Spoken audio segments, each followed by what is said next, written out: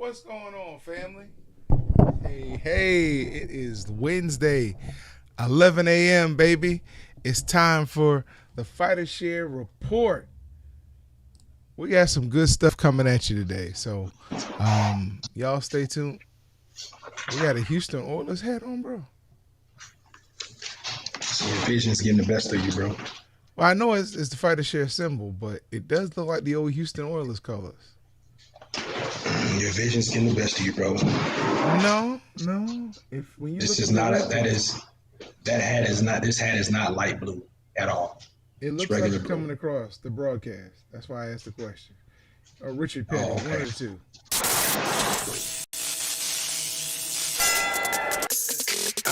It can stay in the 30s. I'm good with it. 20s, 30s, I'm good with it. It I just, mean, when you got that natural insulation, bro, it's cool. I get it. no, For me, I just real men come from the north. So we can deal with oh, there we go. Okay, there we go. That sums it all up. Let's get we can deal with the cold.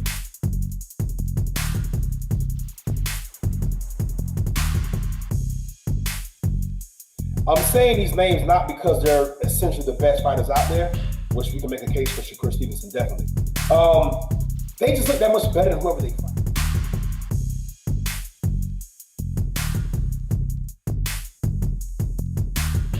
I think you might want to keep this thing on the feet and stay any way possible. Stay away from that guillotine choke.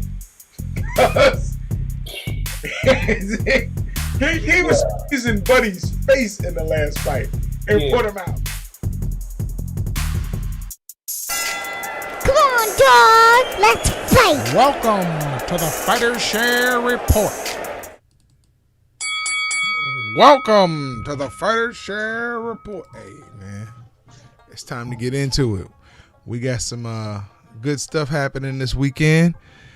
Looks like we got UFC 262 kicking us off. Are you familiar with any of the fights besides the main event on this one? Yeah, I'm looking forward to the Dariush Tony Ferguson fight, bro. Yeah, That's gonna be a banger, bro. and That's gonna be a banger. I'm trying to figure out how that's not the co-main. They were promoting it on the episodes on YouTube as the co-main. That's the banner they keep putting up. So I don't know. Okay, well, Unless something else has changed.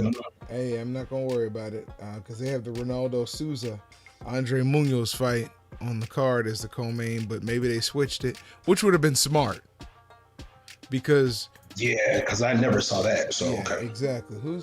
Unless you're really in this, who knows about Ronaldo Souza and Andre, Munoz. I don't know if it's Munez or if it's Munez. Either way, who knows about them outside of the hardcore UFC fighter? So I can understand. Yeah. But all right, let's get into the Ferguson Dariush fight because I know you don't want to deal with the Shane Burgess Edson Barboza fight. So let's deal with that. I mean, we can talk about. Yeah, we can talk about all those fights a little bit. But yeah, bro, this fight to me,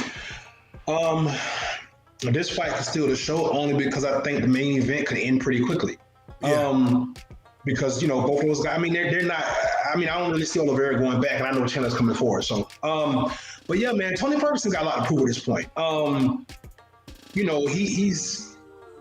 He is the consummate ultimate fighter, right? He's been around the block. He's been in wars. He's come out clean most of the time on the other side of those. But I don't know if it's the same guy anymore, bro. Dariush is a fresh face. Well, not fresh, but he's a little bit of new blood coming into that division. He's on the street. I just think this fight could end up being a really, really good one, bro. I like Dariush's. I just like the way he fights. He kind of reminds me of Bilal Muhammad a little bit, right? I mean, they just keep coming forward. They keep coming there, and everything has bad intentions. And we all know the warrior that Tony Ferguson is, bro. So I just think that this particular fight, based on skill set and styles, that this one could possibly steal the show. I agree with you. I just worry and wonder what type of fighter Ferguson is after that complete thrashing he took from Justin Gaethje. That was over a year ago, and he hasn't fought. To my knowledge, he hasn't fought since. Not that he didn't want to, but Right. they have not put him in there with anybody since. He literally looked like he had been mugged, and we watched the mugging live. So it'd be interesting to see how he rebounds against Darush. Now, Michael Chandler, Charles Oliveira. Is it true that Oliveira has the most submissions of anybody in UFC history? Yeah, I think he also has the most stoppages in UFC history combined with the submissions and the knockouts. Bro, he is a special guy, and he's been around for a long time. People don't realize this is Oliveira's 11th year in the UFC or something crazy like that. He's on a crazy win streak right now, but he's just another one of those guys that came in very young, very green, took a couple of lumps on the way, but now he just seems to have found his stride, bro. But you've been championing, well, I ain't gonna say champion, you've been campaigning for Michael Chandler because you're someone that believes that Bellator has a lot of guys that can still come in, a lot of men and women that can still come in the UFC and compete. And Michael Chandler right now is your best case outside of Chris Cyborg. So I'm interested to see what he does against a very game, very good, probably, yeah, he's rightfully ranked right where he is in Charles Oliveira, bro. So, but with the styles, this one could end quick because they just, the way Chandler fights and Oliveira fights. So it's. I don't think Dana wants Chandler to win this title for one reason only.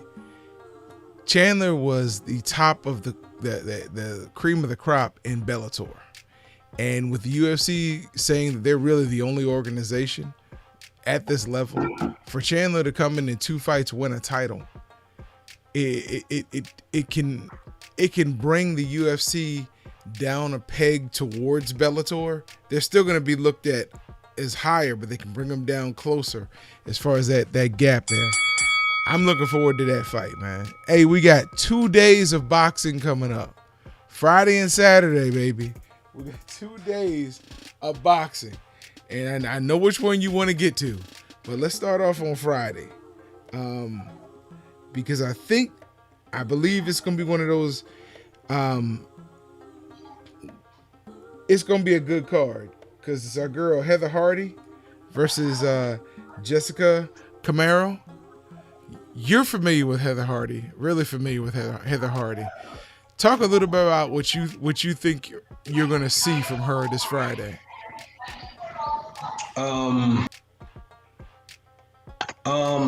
Honestly, bro, Heather Hardy's been around for a long time. She's a consummate professional. She goes out and she entertains every time she fights. Mm-hmm. My only concern with Heather Hardy is, has she already peaked and is she in the twilight of her career? Been a great ambassador for women's sports, women's boxing as a whole. A hell of a fighter. But, we're getting into a new era in all sports, but especially in combat sports and boxing. Fresh blood is starting to come up. Now, I don't know a whole lot about her opponent, but like I said, I've been watching Heather Hardy for years now. She's been under Lou DiBella. She's a New York girl. She's tough. She's gritty. She's marketable. I like her. She's a mom. She's dope. I like Heather Hardy. But if we're talking about just what's going to happen inside that square circle on Friday night, I'll be interested to see where she is at this point in her career. UFC Fight Pass, 8:30. You can catch that fight.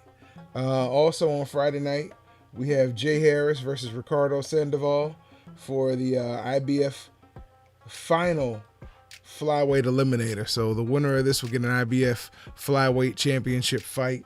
It's going to be on ESPN. It says check your local listing. So it'll be on ESPN also on Friday. Saturday, WBC Super Bantamweight title fight. Luis Neri versus Brandon Figueroa. Who you got? Well, I guess we don't pick, but what do you think of that fight? I think the world of that fight, bro. This is going to be a great fight. Neri is interesting because he's such a strong puncher, right? The problem with Neri, he misses weight. He tends to miss weight often. I think he's missed weight probably 2 or 3 times in his as many fights, or 3 out of the last 5 or whatever. Weight has been a problem with him. However, a fight of this magnitude, I would hope that that's not an issue. They put this schedule out about 3 weeks ago, right? If I'm not mistaken, 3 weeks ago, PBC and Showtime and Fox put their schedule out, and we both circled this fight. But they got some great fights coming up. This is one of them. This is not a very popular fight amongst casuals, but bro, boxing fans and combat sports fans, bro, this is what you want. Omar Figueroa is just as unassuming as you'd ever see. He's almost like a pretty boy. He looks like someone that's probably singing in a choir or doing some type of community service work for a church organization. He's just a clean cut, just very soft looking dude. Man, when he get in the ring, bro, it's hell to pay. So I would like to see I'm leaning towards one way or the other in this fight, but I don't want to disrespect these two fighters because they're both very good in their own right. Mm-hmm. I like the pressure that Figueroa brings, and I like the fact that Neri is just a banger, right? This is the classic boxer-puncher fight. Neri's going to be the puncher, and Figueroa is going to be the boxer, but a very mean one and aggressive one. So this is going to be a good firefight, bro. I'm looking forward to this one. And this comes on at 10 p.m. on Showtime. Hello, Sunshine. Thank you for chiming in. 10 p.m. on Showtime on Saturday night. And you also have a WBC IBO WBA super featherweight title fight. Terry Harper versus Hyun Mi Choi. That's going to be on The Zone. Says check your local listings for time. It's going to be on The Zone on Saturday as well. It's a lot of belts up for grabs. Yeah, man. Listen, shots out to the American Terry Harper. Let's hope she can go over there and get that done, bro. I do think that first of all, Eddie Hearn's doing a pretty good job of this. And I don't know if he's just has the most amount of women on his roster, but man, he puts together some good fights, especially in the UK with these women, bro. So I'm locked into that fight, bro. Let's see what happens in that one. Were you shocked that the Canelo fight was as late as it was American time with the number of British fans who were tuning in? Yep, I sure was. Yeah, because I had been hearing other people talk about, check early because that fight probably won't be as late as you think it was, and it was. I was shocked. Yeah, that's crazy, man. Look, question: Is John Jones done with MMA if he does not fight for the title in his next fight? And my bad, I misspoke. Terry Harper is a British or an English fighter. She's not American. So my bad, man. That's my mulligan. Yes, bro. I think John Jones is definitely ready, bro. No. Is he done with MMA or with UFC if he doesn't fight for the title? No, he's not done with MMA. And look, John Jones is smart. John Jones is also only 32? Something like 31, 33, something like that. He's a young guy. And when you get to heavyweight, that means you still have a lot of tread on your tires. Younger, smaller weight classes, you tend to need to be a little younger. It's just from a reflex standpoint. Listen, he's not done. He's smart. This is all the build up, bro. I would not be surprised if John Jones comes back in the next couple months and maybe he puts a fight on Triller. Maybe he gets back in UFC. But whenever he gets ready to fight Ngannou, that fight would be in the UFC. Dana White won't miss out on that big cash cow, and he will have to pay whatever John Jones is asking for. So I think this is good posturing. I like it though. Especially if Jones goes to a Triller or another organization and gets a big bag. Because I honestly don't believe John Jones needs a heavyweight championship for his legacy. He's already considered the best to ever do it. Or one of the best to ever do it. So I think at this point, John Jones just fights for bags. That's really all he needs to worry about, fighting for bags. What we didn't talk about was on the Professional Fighters League last weekend, they had Clarissa Shields get in and do a live workout, which was interesting. I hadn't seen that before on a fight card. So I guess they wanted to remind everybody that she will be fighting coming up soon, I think in June in the PFL. How'd you feel? Did you see her? She looked pretty good, bro. What was she doing? Because when I saw her, she was just moving around the octagon. I didn't really see her doing a whole lot. All she was doing was boxing. She didn't kick. Yeah. She didn't do any evasive maneuvers. She was just boxing. She did what she's best at. My concern, go ahead. And she did the smart thing. How many sparring sessions have we been in? They told us not to record. Or how many sparring sessions they went into and guys only just work on one thing? Maybe defense, maybe offense. They just want to work on the eyes, the head movement. She's not going to show off anything she's learned at Jacksonville MMA until it's time to step in the octagon in June. So all we're going to see is side-to-side lateral movement, in and out footwork, very similar to boxing and her throwing punches. We're not going to see any kicks, any defense. We're not going to see nothing until it's time, and that's smart. Well, they brought up the question. They said, well, how do you feel coming in here and not being in a tournament, fighting for, for the major bag and the title, in the tournament? And she said, well, my goal is just to get in here and see where my development is and let people know that I'm here. Next year, I'll get in the tournament. So I guess she's going to be doing this for a while. Bro, she's made it very clear she wants to do it in both sports. She wants to be a champion in both sports. So yeah, how long it takes her to get there in MMA, that's what she'll do. Reporters ask the dumbest questions. I mean, I guess you asked the question just to see what she's going to say, but when you're dealing with someone that's a professional like Clarissa Shields, who's getting into uncharted territory, why would she throw herself right into the fire? That's just not smart. You get your feet wet, bro. You know nothing about MMA. You're starting from scratch. Why would you enter a tournament? Get 1 or 2 fights in the belt so you can figure out what you're good at and what you're not good at and figure out what you can work on. Then worry about trying to get in there and be competitive. Bro, why would you want to send her to a burning building? That's the crazy. reporter asked the question, leading her really into what she's going to be doing in the long term. I like the question. I like the fact how she answered the question, and it gave us some insight that she's looking to be here. This isn't like a three and done. She's looking to be here through next year at least. Because a lot of people felt like she wanted to get her feet wet and then try to go to the UFC where she could command more money. None of that makes sense. And none of that makes sense. And if you've been paying attention to what she's saying, she said she wanted to be a champion. Yeah. I don't think that means coming there for 3 fights. I just don't see that being possible. So, well, her first deal was a 3-fight deal. So that's in case she probably don't like it. Listen, we didn't think she was going to be here for 3 fights. We thought she might be in PFL for 3 fights and then move on to a major organization. But she's making it sound like she's going to be here for the long run. All right, bro, it's your 2 minutes. Yeah, so basically, man, I'm just going to really touch on what seems to be something positive happening in boxing. And it's not what you think it is, but it's the fact that Anthony Joshua and Tyson Fury seem to be happy to have agreed on a fight in August. Location will be somewhere in England. We don't have the location, but we got the date. What's even better about all this is, guess what? Deontay Wilder is finally working, or at least showing us that he's working, which means he's going to be fighting soon. And that's all we can ask for, because guess what? No matter what happens between Fury and Joshua, Wilder's going to be right there knocking on the door. I think, at least on Anthony Joshua's sake, a fight with him and Wilder will happen. Now, I don't know what Fury going to do. If Fury wins against Joshua, that cat may try to ride off into the sunset so we can go down in history as one of the greatest heavyweights ever. And unfortunately for us, we won't like it. But when it comes to straps and hardware, we won't be able to deny him because he'll be undisputed. But I do like the fact that these guys are active. Things are getting emotion now. And, man, I'm impressed with what I'm seeing from Wilder. My only concern about it is what happens when you get tired or you get hurt, revert back to what you know. If that happens to him, that probably won't be good in a Tyson Fury rematch. But against Anthony Joshua, all bets are off. I'm excited to see my dude back. He looks renewed. He looks like he has confidence. I'm a little skeptical without him having Mark Breeden, but Malik Scott has seemed to really just trying to really focus on footwork and balance, which is what he's always lacked and what he needed. I see some head movement. I see good hand placement.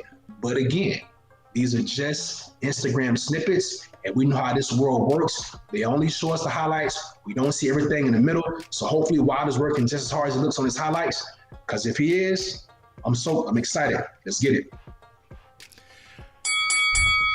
The NBA season is winding down, getting ready for the playoffs with this new play-in series with seeds 7 through 10 instead of just the top 8 making the playoffs. And they start the playoffs now. Number 7 to play number 10, number 8 to play number 9, and it's the best of 3 if I'm not mistaken. So I think that's how that goes. Whichever way, the Lakers are trying not to make the play-in. They're trying to make at least the 6th seed. It's interesting to see what ESPN is doing with this. They're making a story out of really that's really not a story. and they're very good at this. We see that Anthony Davis and LeBron James, who probably the two of the three biggest names in the NBA right now. I didn't say best players. They're probably two of the 5 best players in the NBA right now, when healthy. It's like a soap opera with them. Every time you turn around, somebody else is getting hurt. It's like LeBron's scheduled to come back to play tonight, and Anthony Davis got hurt again last night. But yet everybody's picking the Lakers to win the chip again. So it's going to be interesting to see if they can get them back healthy on the court at the same time before they get put out of the play-in game. Or if ESPN is predicting it correctly, they'll win the remaining 3 games and Portland will lose 2 of 3, so the Lakers can get the number 6 seed and get out of the play-in game. I don't think ESPN has a crystal ball. I just think they're too much in bed with the NBA. Bro, I like what you said about the Fury-Joshua fight. I just don't like Wilder's chances at this point because they have a 2-fight deal. So no matter who wins, there's a rematch. I don't think Fury walks away from that bag. And if Joshua wins and he loses the rematch, then there's a 3rd fight. And they're not trying to hurry up and get these fights done. So Wilder's just going to be getting older and older until he possibly gets a shot at the title again. Yeah, I mean, I would be concerned about age, but let me tell you one thing that I think is true. You're right. He may not get a chance at Fury again, especially if Fury wins. That Anthony Joshua fight is going to happen. I think they both want that fight. I think Anthony Joshua's probably on the side of, probably trying to, navigate or try to get all the straps first. And why not? I mean, he's in a position to do so. And remember, we thought Anthony Joshua was going to be the odd man out. He got beat by Andy Ruiz. It's just crazy how things work out sometimes. Yeah, man, I think we're going to be fine here. I think this fight will happen. I don't, like I said, I don't want to hold too much, but I don't like Fury, but I think Joshua's going to happen. And it's interesting because I think Joshua was more willing to fight Wilder once his O left. Shout out to my mom. Shout out to my dad. Shout out to my wife, my daughter. Oh, boy, I can't remember the name of the family. The Godwin family. Their matriarch went home to be with the Lord this morning. So our prayers go out to you all. We appreciate everybody for rocking with us today. We'll see y'all tomorrow. Same bad time, same bad place. A little less informative. We're probably going to talk a little more in detail about what we talked about today, just in a more expanded format. Y'all spread the love out there. It's crazy. Be safe. We'll see y'all tomorrow. Fighters Nation, we out of here. Peace. He got that in, actually.